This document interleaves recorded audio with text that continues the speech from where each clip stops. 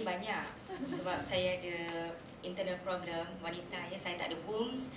Saya hanya ada one ovary left, satu saja. Lebih dari 10 tahun. Kalau dengan ovary sebelah tu saya ingat dah dalam hampir 20 tahun. So kondisi saya sepatutnya lebih kepada orang tua punya kondisi lah, 60 tahun ya. Sepatutnya kulit saya kering. Sepatutnya saya punya joint problem tu memang badly lah, memang saya dah rasa semua tu.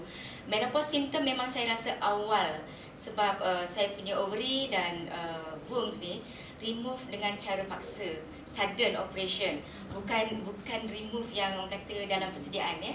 Persediaan mental yang bagus. Pertama yang saya sangat rasa terkesan pada diri saya atas saya punya kesihatan, saya punya body immune very badly. Saya mudah mendapat sesama, mudah sangat demam. Kalau sesama tu saya boleh kata 1 minggu saya bukan tak keluar rumah, tak boleh keluar daripada bilik.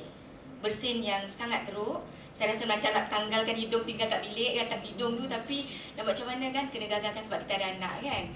So Alhamdulillah dengan mengambil produk Gorgeous yang saya rasa saya sangat impress sebab saya seorang yang sentiasa mencari produk yang terbaik di pasaran untuk kesihatan saya yang sangat teruk. Saya dah been on fruit juice yang namanya tak boleh sebut ya. Jus buah, dari satu jus buah ke satu jus buah. Sebab saya believe lebih banyak ubat yang saya makan, lebih saya takut ia accumulate. Saya takut kondisi saya menjadi lebih teruk. So saya sentiasa mencari produk yang natural.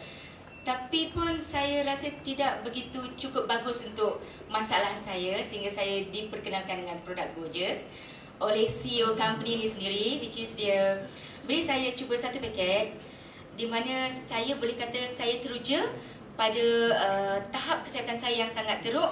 Saya boleh rasa dalam masa 30 minit. 30 minit saya rasa macam kulit saya rasa lembab.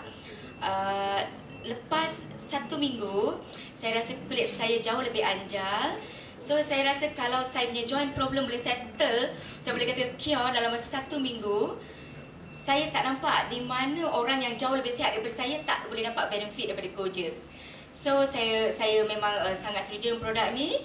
Siapa-siapa yang ada masalah, yang terdengar masalah yang di luar sana yang ada terbelah kepada teman-teman, saudara kan, tolonglah share dengan mereka ni. Tolonglah. Okey? Terima kasih.